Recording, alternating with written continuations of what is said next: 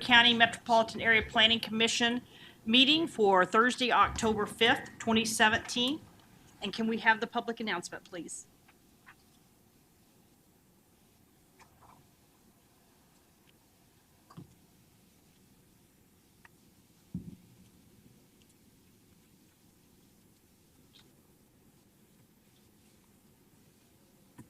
Public announcements.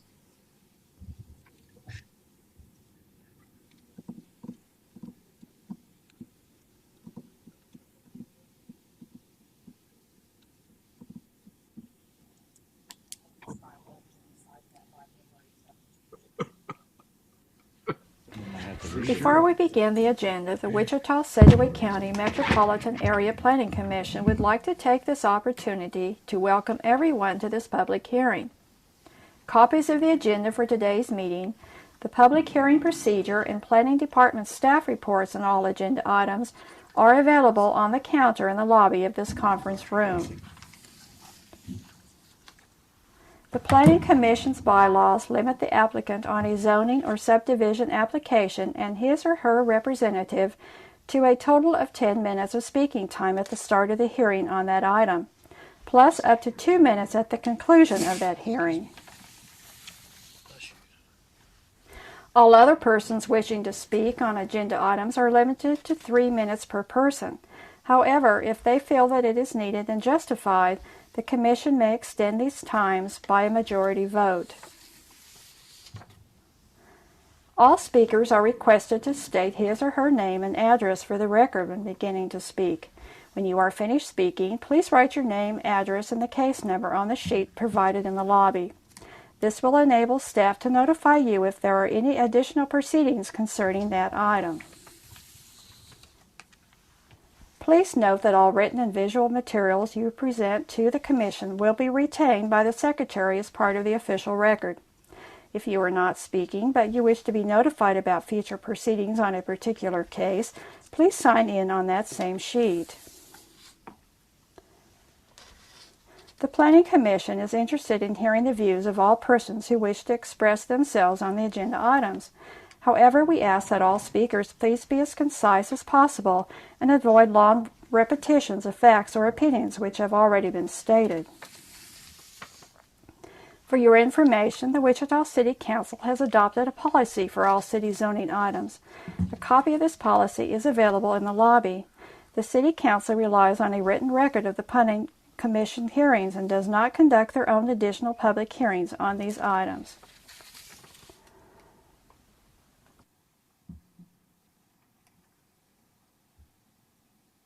Okay, moving forward with agenda item number 1, approval of prior MAPC meeting minutes. And we have 2 sets of meeting minutes to approve, August 24th, 2017 and September 7th. I'd entertain a motion to approve. Second. Have a motion by Mr. McKay and a second by Mr. Green. Yes. Yes, I have Bob Duell, Bill Ellison, Cindy Miles, Mike Green, Deborah Miller-Stevens abstaining from August 24th.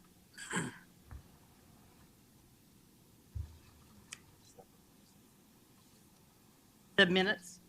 Yes, I'll do that. All in favor say aye. Aye. Opposed, same sign. What were the abstentions? Bob Duell, Bill Ellison, myself, Mike Green, and Deborah Miller-Stevens.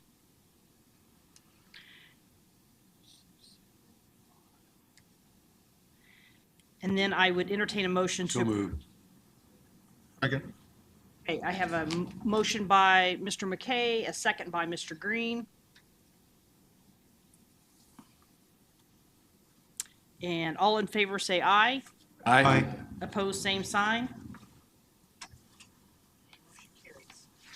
On agenda item number 2-1, sub 2017 00027, that has been deferred for 2 weeks.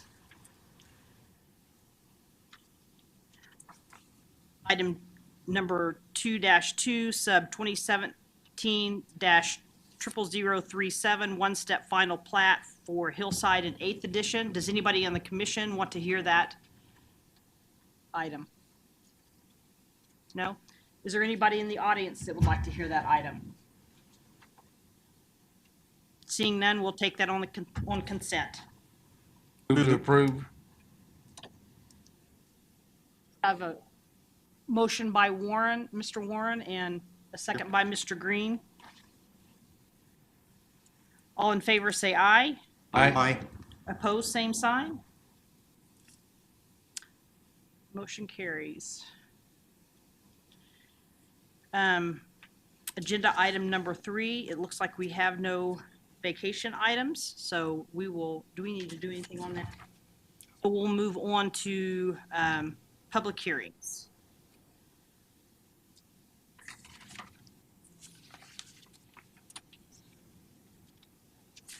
So item number 4, case number CON 2017-00033.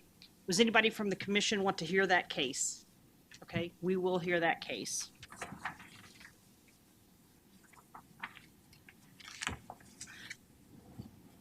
Number 5, case number ZON 2017-00030. Would anybody on the commission like to hear that case? Is there anybody from the audience that would like to hear that case? Seeing none, we'll take that on consent. Case number ZON 2017-00041. Does anybody on the commission like to hear that case? I had some question for staff on the conditions. Does anybody from the audience want to hear that case? Yes, we will hear that case. Item number 7, ZON 2017-00044. Does anybody on the commission like to hear that case? No? Would anybody from the audience like to hear that case? Seeing none, we'll take that on consent. Agenda item number 8, ZON 2017-00045. Does anybody on the commission want to hear that case? Does anybody from the audience want to hear that case? Okay, we'll take that item on consent. Agenda item number 9, ZON 2017-00046 and CUP 2017-00043. Does anybody on the commission want to hear that item? Is there anybody from the audience that would like to hear that item? Okay, we will hear that. We will hear that case.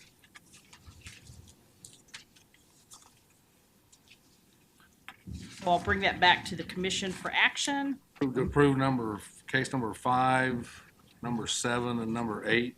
Second. I have a motion by Mr. Warren and a second by Mr. Johnson. All in favor say aye. Aye. Opposed, same sign. Motion carried.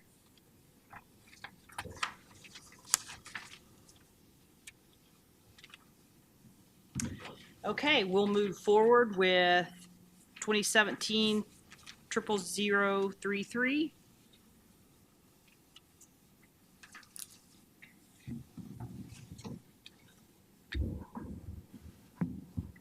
Madam Chair and members of the Commission, Dave Urat, Principal Planner. This case concerns a request for a conditional use permit to construct a 150-foot monopole on the east side of 127th Street, about 1,200 feet north of 63rd Street South. Application is submitted by Verizon. They have an agent here. As noted in the staff report, the proposal is in violation of a couple of standards in our regulations as presented, one particularly with concerning compatibility height standards and also screening and lighting, primarily screening requirements. The height standards impose a greater setback off property lines depending upon the height of the structure. This is true of all structures regardless of the type. Based on the height of proposal, it would have to have been submitted and shown as 395 feet off of both the north and the west property line. As presented, it's not that high or that far off the property. The regulations do allow, on a conditional use permit, the Board of County Commissioners to approve and waive the compatibility standard requirements, which could be considered at a future, when it gets to that level. The screening requirements, because of the setbacks and the adjacency of the zoning districts, it requires solid screening. They've revised a site plan, and they're submittal to show that they're proposing a solid wooden fence around the base structure area. And that's in the materials that have been presented. We are recommending approval subject to ultimately the waiver of the standards on the compatibility height setbacks and also acceptance of the revised site plan. We outline the provisions in here. We're aware that we are about a mile away to the north, or the structure is located about a mile north and west of Cook Airfield. And we did receive some comments that there are concerns with respect to that facility. However, this is not high enough under FAA standards to require lighting.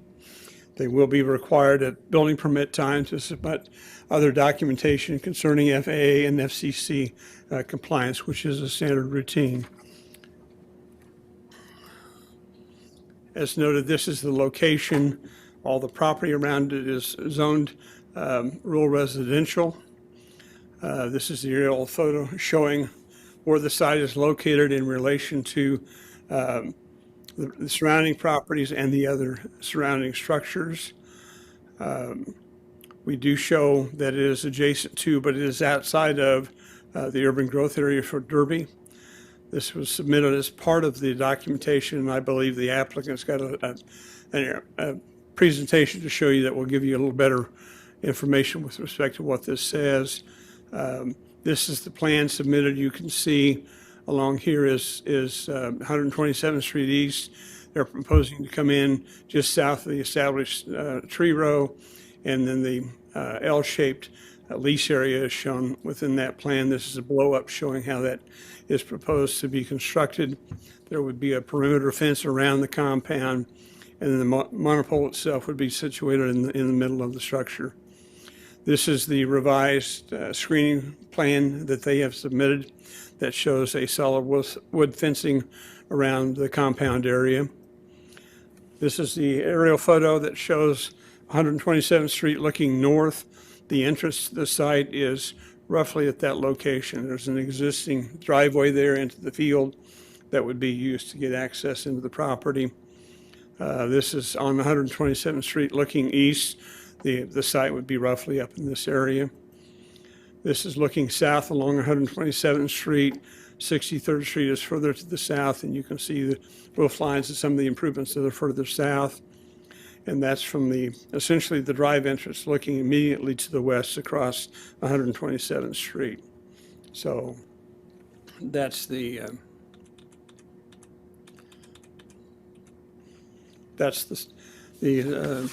area that we're talking about. I'd be happy to answer any questions of the board.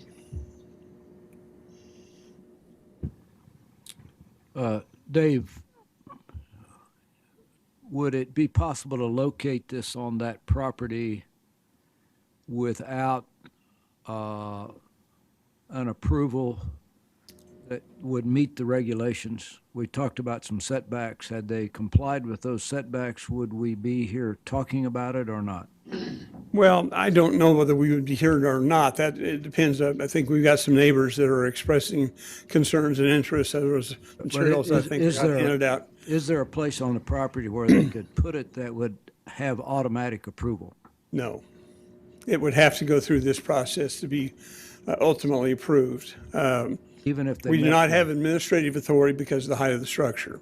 Now, if this was relocated elsewhere within the ownership of the landowner, That's what I mean. it would not trigger the other issues with the compatibility standards on the height or with the full screening requirements, but that was not what was submitted. I understand, but if they were to locate it elsewhere on their property, It's still at 150 feet of height, it would still need to come through this process.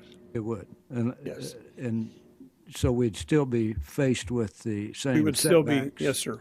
but would need approval. But we wouldn't be talking about whether or not they met the setbacks if Correct. it were located. Thank you. Mr. Warren? Dave, are you aware, do we have any other situations in the county where we've got a 150-foot tower this close to a airstrip? My concern is not being lighted, even though it is, what, a mile? We're a mile away from that's. Within rural Sedgwick County, no, I do not know. I do know that there are towers of this height that are as closer to the Benton Airport in Butler County around the city of Benton. And so there are other structures of that nature that exist around other private airports or landing fields in the region. But specifically in Sedgwick County, I can't answer that. In those situations, are they along the axis of the runway, or are they off to the side? Both of them are, well, the one in particular that I'm aware of is a little bit off, but it still is not of high enough concern to be able to trigger a lighting requirement under FAA, which is 200 feet above ground elevation. So they don't light them until they're not mandated to be lit until they reach that height. Mr. Knable? I might add that there are towers of this height or higher that are similarly situated in closer proximity to both Mid-Continent, McConnell, and Jabera airports. And along the axis of the runway? Yeah, similarly, yes. Yeah. Any other questions from the commission? If not, can the applicant please come forward, state your name and address? You have 10 minutes.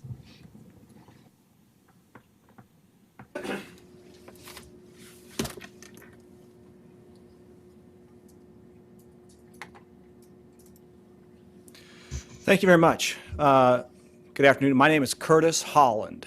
Last name is Holland. I am legal counsel to Verizon Wireless. My address is 6201 College Boulevard, Suite 500, Overland Park, Kansas, 66211. Thank you. So I got 10 minutes. I know we'll get right to the issues, some of which were raised by staff and some questions. Let's try to get right to that. So I do want to start out. I have a brief PowerPoint presentation. We'll get to some of the questions. So there's the location. I think you've seen a prior version of it. I did, in this particular slide, indicate where the location of the airport facility is with the red star. And so just real quick on that point, since we're on it, there are facilities like this, tower structures like this, near airports, on airport properties, really all over the place. And so long as you don't locate it, there's obvious areas that you don't want to locate the facility. You have flight, takeoff, and landing approach paths. And the FAA studies that very seriously. And there are these conical maps that extend outward from the airstrips. You probably know some of this. And so they are careful where you can locate these facilities relative to airfields. And so all of these any tower structure is studied and evaluated, determined compliance with FAA rules. And we can't build one if we're in violation of FAA rules. And as Mr. Yerot indicated, if you're above a certain height, you're automatically required to light them. That's 200 feet. Anytime you're above 200 feet, you're automatically required to light them. Under 200 feet, depending on where they're located, you still may have to light them in relationship to where it is to a nearby airport. So you could be under 200 feet, but in such proximity to an airport that you still might need to light it. In this particular case, the FAA has studied it. Our original proposal for the height was 180 feet. Due to its proximity to the airfield, they limited the height to 150 feet. And in fact, just to clarify, this tower is not really 150 feet, it's 140 feet. That's the steel, the structure. The top of it, there would be a lightning arrestor at 10 feet. So if you count the steel part of the tower plus the lightning arrestor, which is a really small appendage, if you will, you won't even be able to see it, it goes to 150 feet. But regardless, the FAA did study this. They have approved the height at this location. and it does not need to be lit. So anyway, that's that relative to the airfield. So next slide. I would say we're not here because we don't need a facility. I know that's not necessarily an appropriate discussion now after the change to the Kansas law, and some of you may be familiar with the Kansas Siting Act now. But I did want to say we're here because we need to improve wireless service in this area, both in terms of a coverage area, which means there's no wireless coverage in the area for Verizon customers in this particular area, or there is not what we would consider adequate coverage for our customers in this area, or we don't have the capacity in the area. So in other words, these cell tower facilities handle multiple calls at a time, and they also transmit data through the pipe, the internet pipe, or wireless pipe rather, that allows you to do wireless connections to anything and everything, frankly, the internet, as I mentioned, but also streaming, any document that could be transported through wirelessly. All that goes through these kinds of structures. So we do have a need for the facility in this area. And in this area, we did canvass the area to find property and looked at all the various properties we could. And this is the property where we had a willing landlord. We did look at a different property previously, but we had some deed restrictions on it, so we had to move. And this is where we landed. Where the yellow thumbtack is the proposed location. We had a couple of neighbors here. I mean, it's hard not to site a tower anywhere where you can't see it, right? And so there are some residences out here. There's not a lot. We're not in a dense subdivision area. We're in a rural open area, except we do have a couple of large lot residences, and they did express some concern about its location. They didn't have some of the other concerns that usually we hear from cell towers, which is good, but they did have some concern about, the view of it. And so this is really a question about the view of the facility, and is it appropriate to be located there at this location or not? I would say, relative to the waiver request for in terms of height, for the compatibility standards, I'll just be real honest with you. You have one of the more restrictive setback rules that I've seen. And it's so restrictive that it is almost nearly impossible to locate a facility in Sedgwick County without getting a waiver. And I'll explain why. This tower height is really not very tall. We're usually talking about 200, 250 in a rural area. We're talking here about a tower that's 140 feet. Notwithstanding, if you apply your setback formula to a short tower like this, it still requires you to be essentially 400 feet from each property line. Now, there aren't very many parcels in the county where you can go 400 by 400 and find a location for it. This tract, yes, you could potentially find a spot on the property that would meet that. But I would tell you the reason why it's so very difficult to meet those setback standards without some waiver is because the property owners do not want to put these kinds of structures in the middle of their property. Like anybody else, they want to move them to the corners, out of the way, so that they can develop or do something with the rest of the property. By moving it 400 feet, by 400 feet, you essentially put the tower somewhere, I'm just guessing, where the arrow is. Okay? It moves it, my point is it moves it more interior to their property. And landowners, property owners don't like that. They want to move these facilities to the edges so it doesn't interrupt and interfere with their property and what they could do with it later on. And in this particular case, the reason this facility is here where it's located is because that's where the landlord wanted it, frankly. They did not want us to move it any further to the east, as suggested by some of the residents, or to the south. They wanted it up here in the corner because they have future plans for the property to do something with it. So that is the reason why the facility is located where it is. So again, we're here asking for a reduction in the setback. Staff is recommending approval of that reduction in the setback. It used to be, prior to December of this 2016, this was the rule. This would have met your rule. And the county changed the rule, and now we have this really, really difficult setback to meet. Again, because you're going to require that even a short tower like this would be moved to the interior of property, and property owners don't like to have facilities on the interior of their property. So that's where it is. On this slide here, I'm showing you kind of the distances from the facility to the houses themselves that adjoin. Not property lines, but the houses. And that's where most people hang out, you know, outside their house or nearby their house. And you can see that we meet the setback. If you were just looking at it from a compatibility height standard and a setback, we're 880 feet to this property here. That's just an estimate. I measured it on Google Earth. It's approximately 665 feet to this residence here. And it's about 310 feet to this residence here. Now, relative to these homes, this home here, as you can see, is oriented in a direction that's either northwest, looking out the back, northwest, or southeast, if you're out the front door. It doesn't have a direct view of the tower. It's not directly in front of the tower. So, can they see it out of the corner when they're out on the front, walk out the front door? Yeah, they can see the tower outside if they're looking left. This property here, there's a large hedgerow of trees. Hedgerow. It's a row of trees, very thick, mature evergreen trees. I think, personally, just being there and looking at it, and there was a picture earlier, it's a very significant screening already being provided from this property to the north. And this property, I guess I would maybe agree that they might have a more direct view of the facility. If you walk out the front door, you can probably see it easier than these people would or easier than these folks would. But I would say, again, it's 880 feet to that front door, approximately. So it's way more than the 400 feet that would be required. In fact, if these houses, frankly,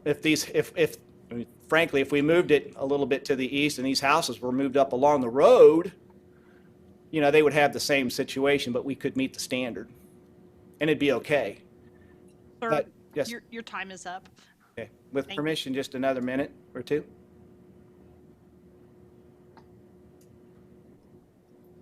Okay, I have a motion to extend 2 minutes by Mr. Dool and a second by Mr. Green. All in favor, say aye. Aye. Opposed, same sign. Motion carries 11-0. 2 more minutes. Thank you. I'll be real quick. So that's thank you very much. This kind of the what you got to balance. You know, is it a good location? Yes, we think it is.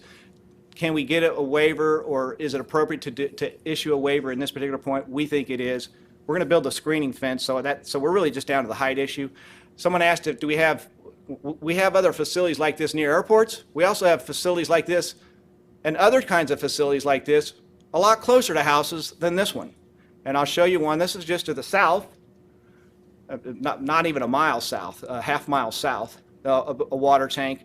And you can see residences here and around it and right here. And that's what they get to look at. It's much, I mean, I don't like to hit on water towers, but that's a fact of life. We have to have these kinds of facilities in our area to make our services work, to have water, to have wireless service. And more people are turning to wireless service. We have to have communication tower structures. So occasionally we're going to have to see these kinds of structures out there. It's unfortunate that we can't do this without having a tower structure, but that's the way it is. And then here's just another example. This is to the northwest. It's about not quite a mile either. But here's another tower that was approved. It was approved and built 2 years ago before your compatibility standards change or your setback standards change. And so there's houses right here and here. There's a little off the screen, but that's what that looks like. That's 150 feet. So that, again, that's our presentation. I'm here to answer any other questions if you have any. I appreciate your time and your giving me the extension on the hearing just to go over a few minutes. And I would close. Otherwise, we're in agreement with the staff report. Would appreciate your recommendation for approval. And if you have any questions, I'm ready to take them or whenever it's appropriate. Thank you. Anybody on the commission have any questions for the applicant? Mr. Foster. Sir, how often will maintenance vehicles or access be needed to the tower site? So very infrequently. These are not manned facilities, obviously, but we might have service come to the facility a couple of times a year. Probably maybe 4 times a year. Second question is, I've seen some other cases similar to this. Would you be willing to consider an off-site landscape improvement? You mentioned the screening on the north with those evergreens. I don't know if that'll come up, but that may be an option to consider some off-site landscaping for the neighbors. Well, let me go back to this picture. If you're talking about some landscaping along our side of the property or on their side of the property? The quickest way to deal with it is right at the viewer's location. So again, I've seen situations where it's been approved for planting of trees to cut the line of sight right at the viewer's location.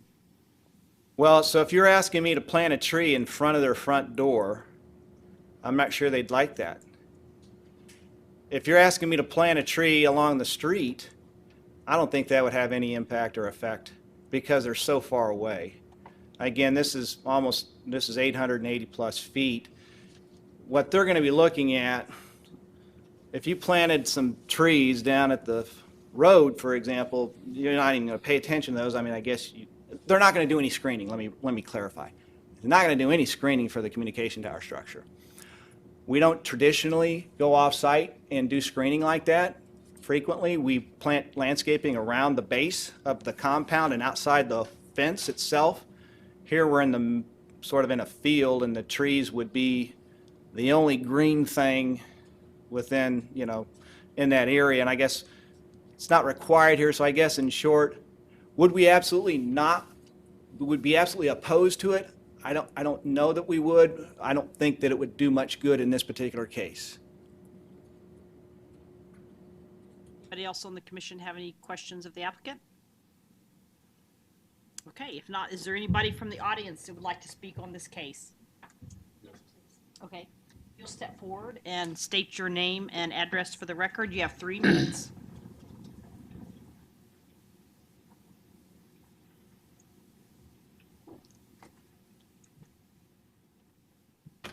My name is Danielle Wildeman.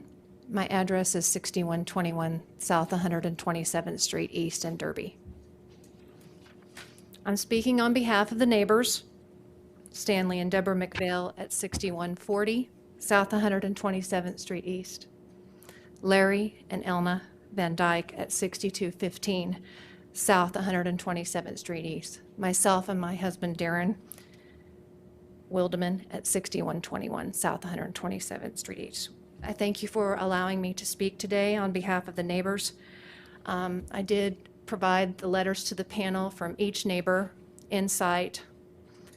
We understand the need for the cell phone tower and the better coverage for the community and the growth around our area. What we're protesting is referencing in the parameters of the wireless communication plan put forth by Wichita-Sedgwick County Metropolitan Area Planning Department. Specifically, it was Article 6, the location and the design guidelines, Section 2, letter D, and Section 3. Our concern is, of course, with the height. The guidelines state 120 feet. Also, the definitions of Sedgwick County zoning districts are defined in Article 6, Section 2, letter E. 150-foot towers are normally approved industrial park districts, central business districts, limited industrial districts, general industrial districts, and Air Force bases, normally not in rural residential areas. We would like to suggest a compromise for that cell tower proposal with the height of 120 feet and the ratio from the road, which is a 1:6. We'd like 1,000 feet east of 127th Street at the end of the tree line. Asking for the structure to be screened by evergreens instead of the wood fence so that it better blends in with the rural nature of the surrounding land use. There's also a concrete driveway entrance off of 63rd Street that is already concrete and paved. that the current landowner uses for farm equipment that enters, for harvest of the corn, and swathing for the bales. This location, we feel, would result in a better overall fit to the rural nature of the surrounding land use. It would blend in better. The landowner of record does not live or reside on the property. Ma'am, Yes, your time is up. Would you like an Thank you. additional 1 or 2 minutes? 1 minute, please. Thank you. Do we have an additional 1 minute, please? Again, the landowner lives in another county. Their homestead is not on site, therefore, they don't have the view inside of their homestead. Locating that tower just a little bit further east towards the end of that tree line would also allow the county in future to have more valuable frontage on 127th, which is a dirt road, versus 63rd Street being 4 lanes of pavement. It would be encourageable for a landowner to want to build with the frontage on 127th instead of their house facing the 63rd Street property. And we just feel that that would also increase the valuability of the real estate tax down the road for the county. I thank you for your time and your consideration in this manner. Do you have any questions? Richardson. Could you use the mouse there and maybe somebody, one of the staff can help you with that? There you go. And show us where you're suggesting the tower would go. It's there, and then the curb Entrance cut is here. is, and that's 63rd Street, right? Yes, sir. So Okay. there's an entrance here. You can see the And- driveway. And the landowner to the Oh, north. I'm so sorry. Whoops. I'm so sorry. We'll get some help for you. There we go. And the landowner to the north is in agreement with this? Yes, sir, he is here. Okay. Thank you. Questions from the commission? Mr. Johnson. I guess I'm curious the difference between a 150-foot tower and a 120-foot tower.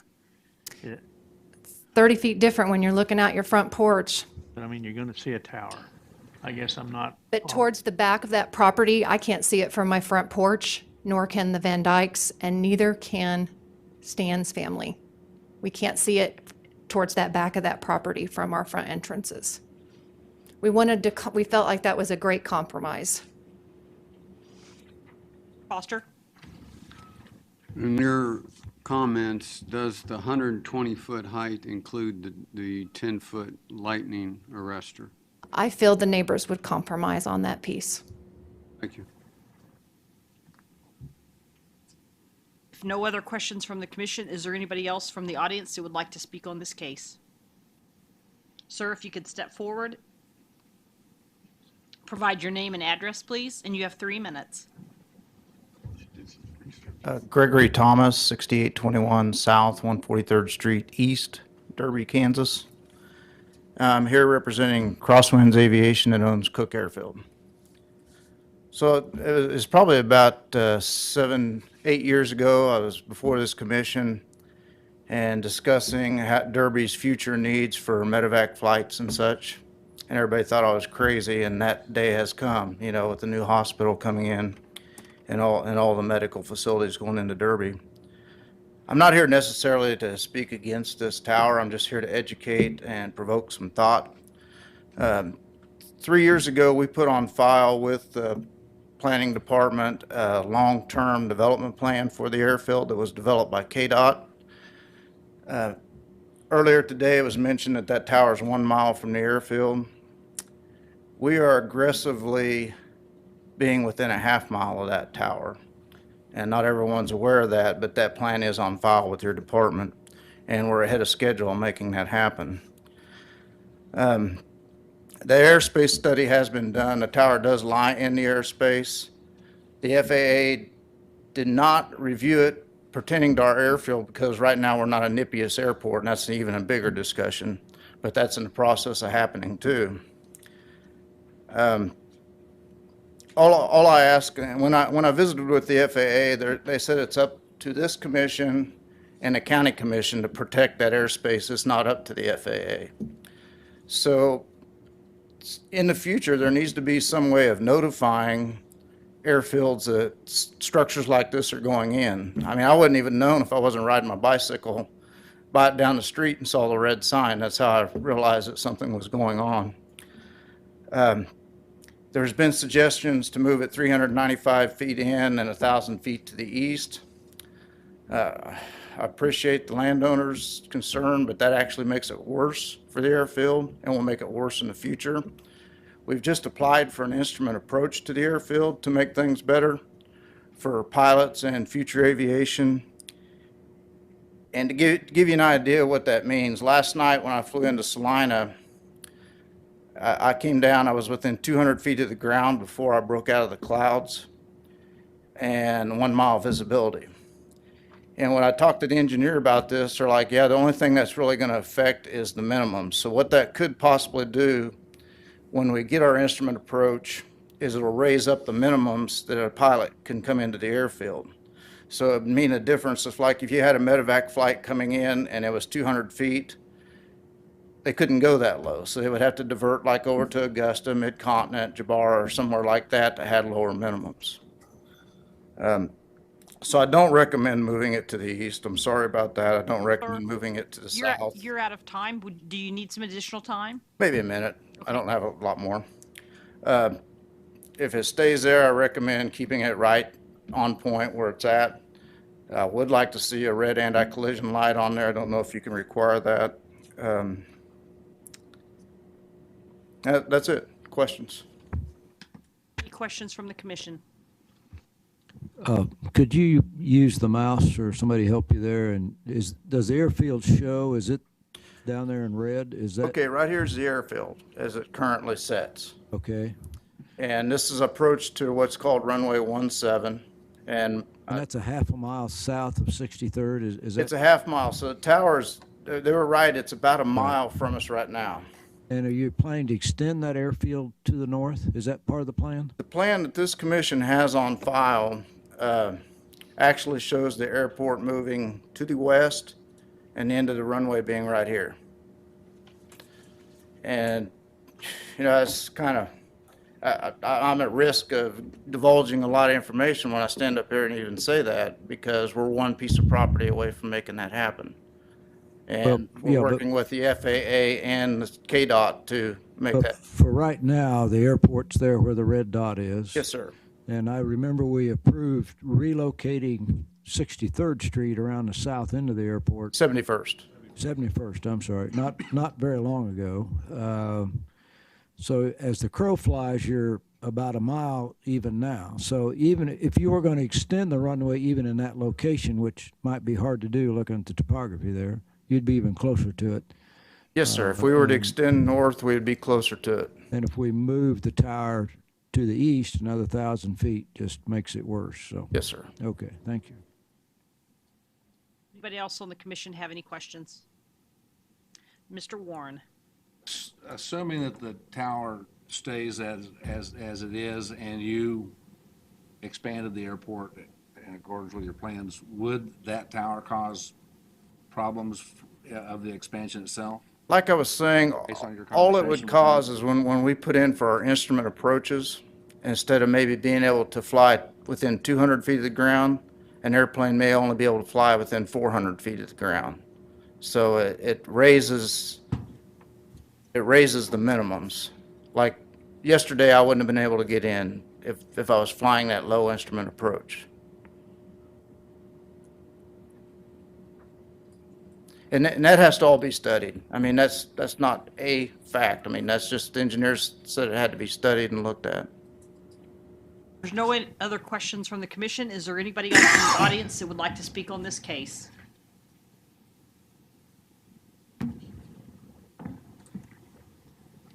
Okay, applicant has 3 minutes for rebuttal. 2 minutes. Oh, 2 minutes, sorry. 2, 3. Thank you, Curtis Holland again. So yeah, I appreciate the comments from the airfield. And I understand your concern and appreciate your comments back there. And I do. And so it's not an easy decision for you. I appreciate that too. We knew moving it east would cause you an issue. We have an airspace study that shows your conical rings. And so moving it to the east does have an impact on your facility. So we knew that and didn't like that. I should have mentioned that earlier. As far as the height of it now, we really are at, it's a 140, not 150, it's at 10 feet. It's really a 140 foot tower. We wanted 180. So moving it to 140 is a significant compromise already to our coverage and capacity in this area. So I don't think there's a lot of difference between 140 and 120 personally. I don't think you could walk out the door and tell me how tall that tower is. I'm a nearby tower, how tall that tower is. I can't, and I've been doing this for 25 years. It does, however, impact our coverage, even if it's just 20 feet. And really, it's not 20 feet, it's 60 feet, because we wanted to be at 180. So we'd like to keep the tower at the location due to the concerns that were expressed in its relationship to that airfield. And we'd like to keep the height. And we think that there's enough distance between the facility and the adjoining properties that visually it accomplishes the same, where it's located would otherwise meet your compatibility height standards, just given the relative proximity where it is to the homes and where they'll be located. I mean, again, I guess we're fortunate in this case because the homes are located deep into the property. So it gives a lot of distance and buffer between the two. Sir, your time is up. Is I'm there done. anybody on the commission that has any other questions? Mr. Foster. I'll mention again, I personally look out our back window and for years looked at a tower. And I was very fortunate that the neighbors had the foresight to plant some trees. And those trees have grown, and I don't see the tower. So I'm glad those trees were planted. Whether you consider it for this job, you might consider it for some future one, because this issue is not going to go away, of offering some tree plantings to the surrounding neighbors to make these projects possible. Any other questions from the commission of the applicant? If not, I'll bring it back to the commission for action. Oh, you have a question? I've got a staff question, not for him. Okay. Is this action protestable in terms of how it goes to the county commission?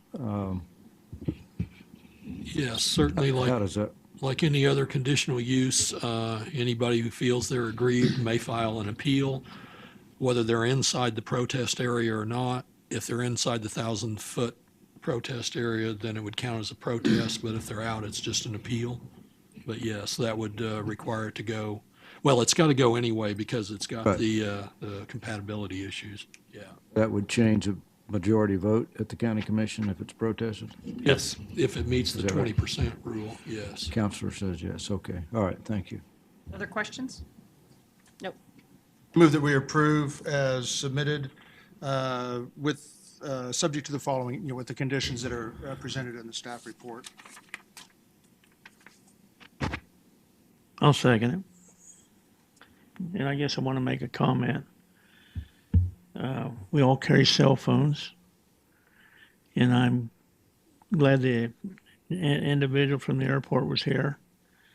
The other side of his case is, in the event that there was ever an accident or emergency in that area, and somebody only had a cell phone that didn't work because they didn't have coverage, we'd have an issue with that. So that's why I'm going to second the motion. So I have a motion by Mr. Green and a second by Mr. Johnson. Other discussion, Mr. McKay? Can we make a condition that there will be a light on the top of this? I will weigh in on that. There's a statute that went into place last year. It's codified as KSA 66 2019 subsection F. I'm sorry. That's why I'm asking the question. Yeah, and it's essentially what it says is that a local government, when you're dealing with cell towers, cannot impose additional restrictions upon them. It's worded pretty broadly. and that extra light could be considered an additional restriction. So I think that in the absence of that legislation, yes, you could, but with that legislation, I think you run the risk of the applicant coming in and saying that you're violating that statute. Any other discussion? And I might add to that, Jeff was pointing out to me, one of the key points to that is that the statute says if your restrictions are, if you add something that's essentially more restrictive than the FAA regulations, and that would be more restrictive. Okay. All in favor, say aye. Aye. Opposed, same sign. So motion carries 9-2. 3. Was there 3? That would be 8-3 then.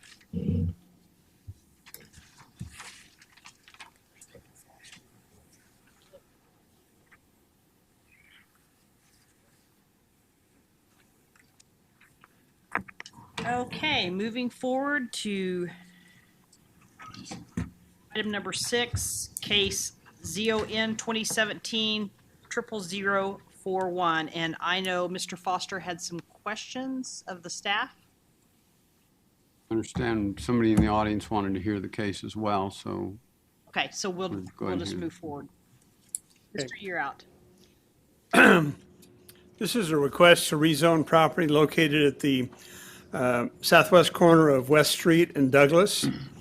As you can see on the aerial, we're dealing with a property that's split current zoning. The land that fronts onto West Street is already zoned LC. The back ownership is zoned B, multifamily or apartments. This is an aerial of the property. It's been acquired and it's under single ownership. As I recall, that's happened within the last 2 or 3 years, the current ownership change, but I think it's been collectively under common ownership for a long time. The western portion, the part that backs onto Colorado, is pretty much just a parking lot. This again shows the area and where it sits in relationship to the comprehensive plan. This is actually at the corner of Colorado and Douglas. Looking back to the east towards the back of the property, you can see the back of the existing structure and the parking lot. This is the portion of the lot that is actually zoned B. This is the front as it faces currently West Street. You can see we're at the intersection and it's presently occupied and used as a tire facility. This is on the north side of Douglas, looking south towards the property. This is Douglas Street here, and we're standing on the property that was recently rezoned GC with the protective overlay that we're talking about in this case. That's the site looking exactly the opposite direction. You're standing on the property in question and looking north across Douglas. That's the intersection. You're looking, actually, you're not looking northeast, you're looking, there you are, you're looking northeast, never mind. This is looking east from the side on the other side of West Street, looking south along the site. This is the drive entrance off of West, and you're further down West Street, and then this is looking south along Colorado. That's the view of Douglas Street as it moves further to the west. So that's the property in question. As noted in the staff report, this is not out of character with what happened to the property to the north recently. And in that instance, GC zoning was granted. And with that came a recommendation that resulted in subsequently a protective overlay on that property that limited uses down to, as noted in the staff report, primarily taking the more egregious things out of GC more to an LC type of a use. We're recommending that the same thing happen on this corner of West and Douglas by adding a protective overlay to the zoning in such a manner that the two corners, two sides of Douglas Street there on the west side of West Street are virtually identical in the limitations of uses. So, as noted in the staff report, this is generally consistent with the intent of the comprehensive plan to encourage redevelopment and further investment into the existing part of the city, and we feel it's appropriate. So with that, I would stand for any questions from the board. Questions from the commission? Mr. Foster. Dave, one is a question related to the conditions, and a second is just a comment. On condition number 3, where it references the parking lot lights, it says shall be shielded and directed downward. Downward does not keep it from encroaching possibly on the adjacent residential. Pardon me, I didn't. Downward does not keep it from encroaching on adjacent residential property. So I would suggest that that be expanded to say there'd be a cutoff shield, which is a common term for lighting, to keep it from encroaching on the residential property. That'd be condition 3. The second question is on condition 5. It refers to using earth tone colors. Is there enough concern that staff needs to study the architectural character, which is often done? Well, this verbatim is taken from the PO that was granted on the property to the north. And historically, I think shielded achieves the same. And the overall regulations limit the ability of glare into other properties. I'll defer to Scott on that. Yeah, I might point out that what you're requesting is a standard requirement of the code. The code, however, does not require that the lighting be pointed downwards. You can accomplish the lighting cutoff at the property line that's required by the code with a light that is angled. And what we're saying is you can't use the angled fixtures. They have to be downward fixtures. That covers my questions. Thank you. Okay, if there's no other question, oh, Mr. Blick. I just have a quick question. So on the north side, if you can go back to that site plan for me.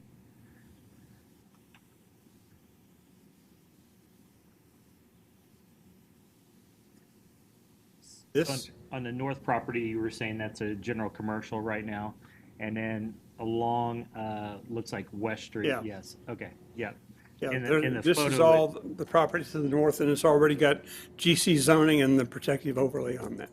In my document, the color of pink looked the same, so I didn't know if it was the same or if it was switched. So that's why I was asking the question. Jim's So, more adept at making these kind of slides than I am. it looks good. That looks pink, and then I see red for limited commercial. And then on to the west, then you will have 2 additional properties that will be single family, and then the yellow is multifamily all the way down. Yeah. Any other questions from the commission? If not, if we'll have the applicant could come forward, you have 10 minutes to present. If you'll provide your name and address, we would appreciate that. Thank you. Patrick Hughes, the Adams Jones Law Firm, 1635 North Waterfront Parkway. I'm here on behalf of the applicant, Daniel Vale Investments, LLC. Also, Garen Vale is here as well if there are any questions that require information that only he has. Basically, the background of this is that Daniel Vale Investments acquired these properties in 2015. And before that, in the 1940s, in 1941, there was a subdivision here that included the property that we're looking at that's currently multifamily as multifamily property. And from about the mid or early 1950s onward, that particular parcel has been owned in common with the corner parcel that's now LC. It's been used for a variety of different commercial uses on the corner, and this multifamily parcel has always been used for a parking lot. When Daniel Vale Investments acquired the property, they had some difficulty with the lender because of the split zoning.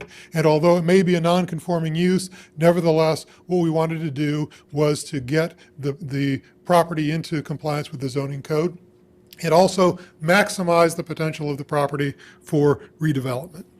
And so that's why we've come before you today asking for the general commercial zoning so that we can have the entire parcel zoned in the same zoning classification, and so that we can maximize the utility of that parcel for potential redevelopment. Are there any questions?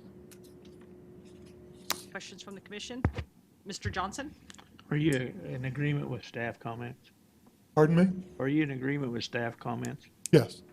Thank you. Any other questions for the commission? If not, is there anyone in the audience that would like to speak on this case? Yes? No?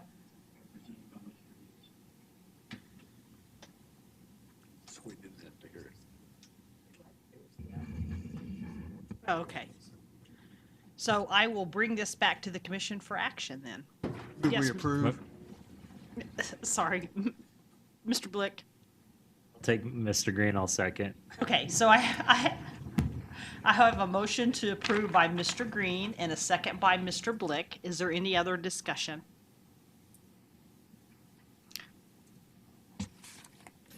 If not, all in favor say aye. Aye. Opposed, same sign.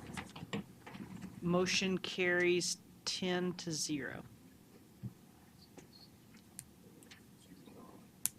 And there's 11 of us, so. Still left. Yeah. Thank you. All right, we will hear agenda item number 9, case number ZON 2017-00046 and CUP 2017-00043 from Mr. Knable. Good afternoon, Commissioners. Scott Knable with the planning staff. The item before you, item 9, is a zone change and my staff report has an error in it. It says GC Limited Commercial. It's to GC General Commercial and LC Limited Commercial.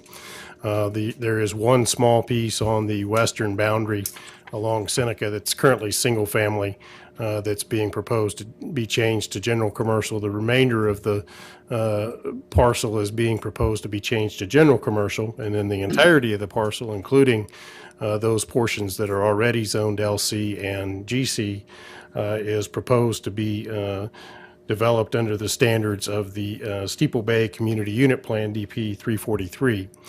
The CUP is proposed for a variety of commercial uses that would be typically found along a freeway frontage, convenience store, retail, restaurant, nightclub, hotel, recreation, entertainment, recreational vehicle campground, vehicle and equipment sales. It's also proposed to have the flexibility to be developed with employment-based businesses such as office, manufacturing, research services, warehousing, welding, machine shop, wholesale business services. And then the final, probably lesser part of the development, but is a permitted use, are residential uses such as multifamily development. Now, the site, as presently developed, is primarily a residential site developed with a manufactured home park that is mostly empty. I think last night at the District Advisory Board, they said there are 55 manufactured homes remaining in this park that probably has a capacity of 200 or more. Were this rezoning to be approved, those manufactured homes would become non-conforming uses, and they would be allowed to remain as non-conforming uses. However, the applicant indicates that they're in the process of removing the manufactured homes from the site and are working with all of the owners of those manufactured homes to find new locations for those homes. As you can see, the site is located between Seneca, MacArthur, Gold, and I-235, and is comprised of the balance of that property at the southwest corner of that area. Those properties are zoned, limited commercial and general industrial. Interestingly enough, those properties are not within the application area. You can see on the future growth concept, the area is in an area identified for new employment and new residential. I've always argued that we really shouldn't show these maps in such close area, because the intention of this map is not to indicate that the new employment needs to be, only on the football field and the baseball field and in the pond that's along the area, but in this general vicinity, which obviously this property is probably the best location to have that type of development, in this location at the intersection of Seneca and I-235. This is the site plan for the property. You can see that they're proposing to develop an internal public street system that would run east-west from Seneca, and then head north-south to MacArthur, and then take all of or nearly, I shouldn't say all, most of the access to the parcels off that internal street system. There obviously are some parcels along the western, eastern, and southern boundary that would have direct access to public streets. Was a discussion last night at the District Advisory Board about the access to Gold Street, primarily from parcel 16, which is the largest parcel in the CUP. The applicant indicated that they do intend to have access to Gold Street, and I agree that it would be necessary, primarily for deliveries of material and goods by semi-trucks. Immediately east across Gold Street, there is a freight terminal that does distribution of merchandise by semi-truck, and it uses a similar access to Gold Street. The recommendation of the District Advisory Board was that that there not be truck access allowed north of the development site along Gold Street. I did talk with traffic engineering today. Prior to the meeting, there is the ability of the city to designate a restriction on a street like Gold for trucks, and that's something that, as we go through the traffic study that staff is recommending, that the traffic engineering recommends be studied as part of that, and perhaps there would be a recommendation from that traffic study that restriction be put in place.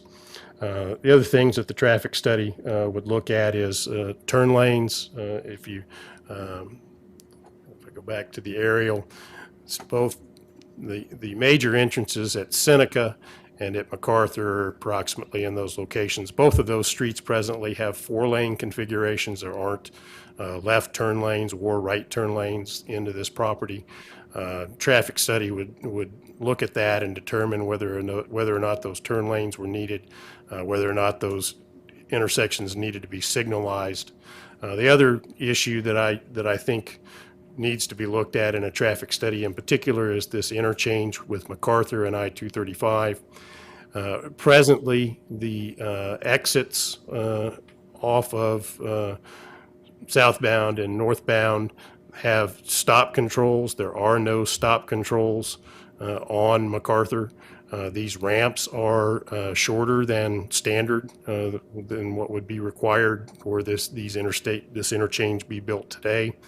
And absent, if there are significant movements caused by this property to this interchange, you could have a situation where vehicles attempting to exit the interstate are stopped at MacArthur and cannot turn left, turn right to exit the interstate, which would cause a backup onto the through lanes of the interstate, which is never a good idea.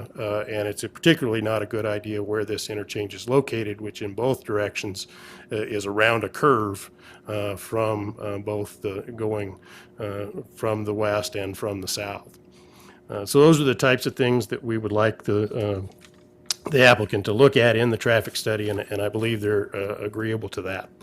The other things that the staff is recommending is a few limitations on uses that weren't included, primarily rural type uses like animal care for large animals like cattle and horses, and kennels for outdoor runs. And then also a vehicle storage yard we don't feel like fits with the character of the development that is being proposed with the other use restrictions. The final use restriction that we're recommending is a 300-foot, requiring that no tavern, drinking establishment, or nightclub be located within 300 feet of a church, park, school, or residential zoning. So with that, I'll show you the slides that I took. This is the from Gold and MacArthur looking to the north. This is from about the halfway point, a little less than that, from on MacArthur looking at the south end of the site, looking to the east. This is the site looking from I-235 in Seneca, looking to the south. And then from 235, this is looking at the site from the northwest corner looking to the southwest, and then from the northeast corner looking to the southwest. They may have said southwest twice. This is east of the site. This is that freight terminal that I was referring to. This is the school that is north of the site, and that was the primary concern of the District Advisory Board and why they recommended that there not be truck traffic allowed north of here. You cannot see it very well, but Gold also takes a 90-degree turn about where the mouse is, just past the school site. So it really is not a route that trucks were going to take anyway, so it's probably not a significant issue for trucks. This is looking south of the east half of the site. There is, it doesn't show up very well, but you can see that sign behind these trees is the largest residential use across MacArthur. Nearby the site is an apartment complex. There are also some single-family homes that you can't really see but are further east on MacArthur. This is north of the west half of the site where there are athletic fields associated with the USD 259 facilities. And this is south of the west half of the site where you have a general industrial use natural gas facility. And then southwest of the site, there's also a developing industrial use that's actually being developed by the same developer that is proposing this project. And then this is west of the site along Seneca, a variety of commercial and even some multifamily residential uses. So with that, I'll stop and answer any questions you might have. Richardson. Scott, that map and also the zoning map have those dotted lines on it. What are those? So the signify? dashed lines indicate the boundary of the request for zoning. The bold line is the boundary of the request for the CUP. And so if you look at if you go back to the zoning map, Yeah. There are properties that are already zoned LC and GC in these three locations, excuse me, that the applicant is not requesting different zoning than is in place today, but they are requesting that that property be included in the CUP. So show me where those, so the GC is already there? that Yeah, we're the GC seeing? is here and here, so that's why it's around the dashed line. This is a street, and so it's not being zoned because you can't zone streets. And then this is the SF5, excuse me, that is being rezoned to LC, and there's a dash line around it as well. And then this bold line is the entirety of the application area, which is for the CUP. So the zoning pretty much stays as it is? On the parcels that are already zoned LC and GC, yes. Okay, thank you. Any other questions from the commission? If not, yes, Mr. Blick.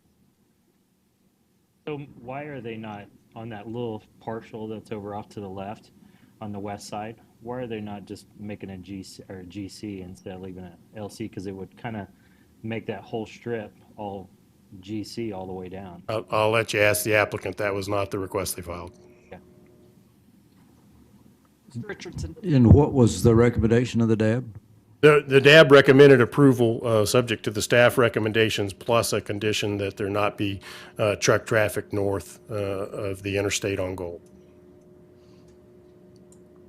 Okay, if no other questions from the commission, if we could get the applicant or agent to step forward to the podium, give your name and address, and you have 10 minutes to present.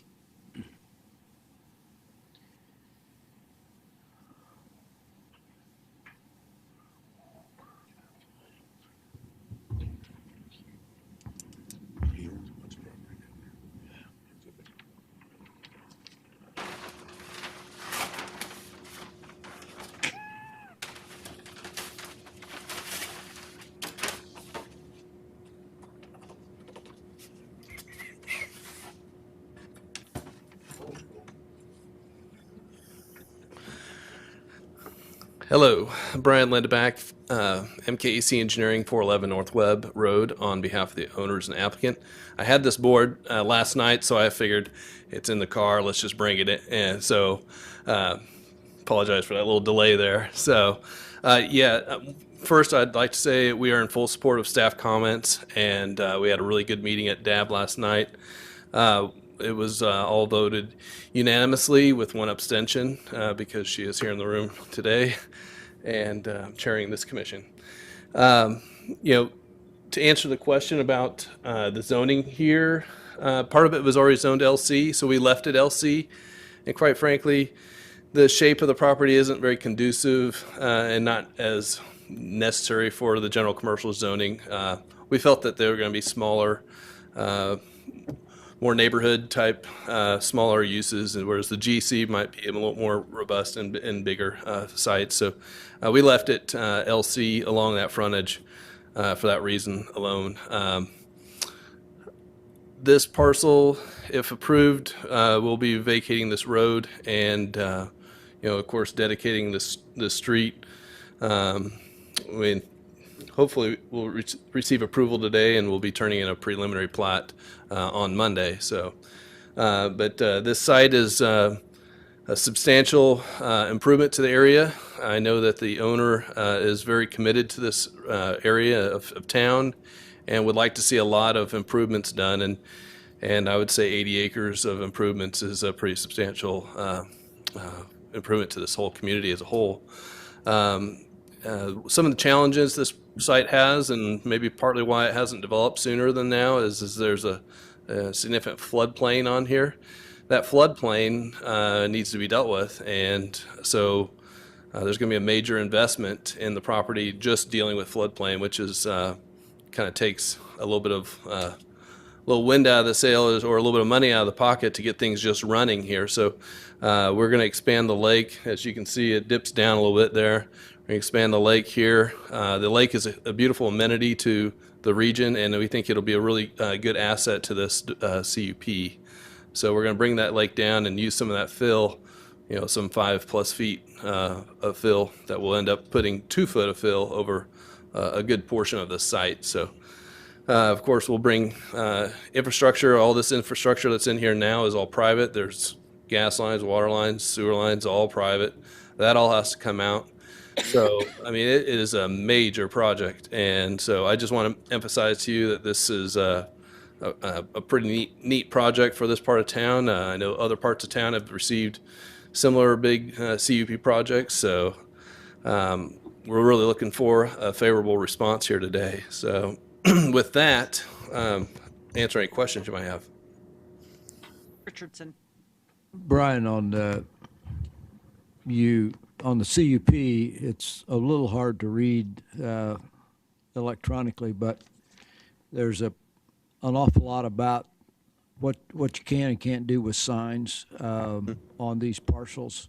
Mm-hmm. Would you say that was more or less restrictive than the sign ordinance, what you've proposed?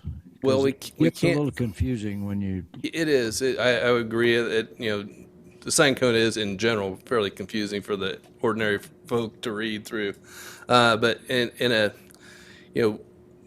with arterial streets, you're allowed 0.8 times linear frontage for your signage, and then there's restrictions on that as well. You can't have any signs over 400 square feet. I believe this is right. No, 300 square feet. And so there are inherent restrictions just as part of the sign code. We have not exceeded those numbers. In fact, I think when it'll all be said and done, partly just due to the cost of building signs that size, I don't believe we'll be exceeding, and we are not exceeding. What we have done is there is an existing off-site billboard sign here. There was once upon a time like 5 billboard signs here, and I think that might have been a little bit of a stretch for the need for 5 billboard signs. So they took some out and left one. We are proposing more than likely a sign, if needed, would be put over here. And then the options I've set forth for some of the larger signs is if they kept just 1 billboard sign, they would be allowed like 3 taller development type signs that you're familiar with, probably with some of the other big commercial developments. And then if they did put a billboard in over here, then they'd be restricted to two taller monument type signs or pylon type signs that you would see in a development. So what I've tried to do is kind of keep it down a little bit. I think the 7 or 5 billboards there was, probably a lot for the site, and quite frankly, we want people to see in and not see just signs. So there's talk at the DAB last night that they want to manicure this edge and possibly even put a sidewalk around it. We talked about fishing on this lake last night. So just a lot of good things that are going to happen if this project gets to take flight here. So I hope that answers a little bit of your questions on signage. Of course, we'd have signage along this frontage as well, and signage along MacArthur. It's probably doubtful we'll have much signage along Gold, but we do have allowed uses on that. That's a little bit lower restriction of 0.5 times the linear frontage. Mr. Blick, you had a question? You were speaking about floodplain. It looks like you're moving the entrance to the south quite a bit. That's on that west-hand side, because right now it's a little bit north of Cary Lane. I think that's the entrance, and now you're moving it further south. So you're going to be building a bridge or something over the big sleuth drainage? That's right. Yeah. There is an existing access point. There it goes. You can see it right there that serves this building here. We intend to keep that access point. It'll be maybe not as of a major access point to the development, but we do intend to keep it. What we tried to do is there's some existing driveways here. We tried to split that difference between those driveways so we don't line it right up on one of the driveways. So that's how this location turned out to be right there. And with regard to the bridge, we will end up putting a bridge in. I think it's hopeful we'll have a themed bridge with some art inspired on it. So I know the developer has very ambitious goals for this, and I think it's going to be exciting to see it come out of the ground if we get approval today. Second question on that bridge. I know that's a lot of drainage for that south part of Wichita. That big sleuth follows 235, cuts down south, and then goes down and drains all the way out. So when you guys build the bridge, how's that usually work? Maybe you can kind of educate me. Do you guys block it off and build it up, or do you still allow access to come through, water to come through, or is it going to be rerouted, or how's that work usually? If I remember, this is a 100-year floodway through here. From the flood maps, I believe there's a 100-year floodway. We'll have to build it for the capacity of at least a 100-year floodplain. So it'll be a large structure. So we flood every time it rains on the south side. So that's when they say 100-year, it's usually every month. It's probably not the best terminology. Better terminology is a 1% annual chance. So I'll try to remember to refer to it that way because our 1% seems to be like 5%, or I don't know. That seems like these days. But anyhow, yeah. Okay, sounds great. Thank you. I appreciate it. Mr. Foster. Ryan, the DAB's approval, adding that condition about limiting or no traffic northward on Gold, are you comfortable including that with this? I'm kind of with staff on this. We're going to let the traffic study that's going to be required as part of this really dictate kind of the mechanics of how those traffic patterns work. But I think from a practical standpoint, with this right angle up here, I think, I agree with staff that, practically our trucker is going to find this an appealing route. I don't think so. I mean, they would have to make two 90-degree turns, and there just isn't enough room to do that in a safe way. So we'll let that traffic study, if you will, let that do the hard lifting on how things will functionally work. But to answer your question, I don't think it's going to be a detriment to the project. Any other questions from the commission? If not, is there anybody from the audience that would like to speak on this case? Thank you very much. Thank you. Seeing no one, we'll bring it back to the commission for action. Move to approve. Second. Okay, I have a motion by Mr. Warren and a second by Mr. Green. Any other discussion? Not all in favor, say aye. Aye. Opposed, same sign. Motion carries 10-0.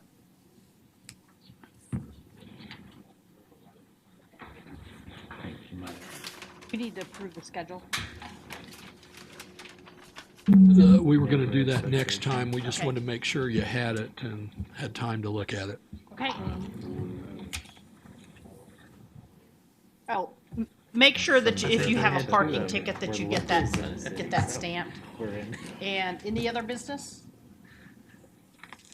Not. We're adjourned.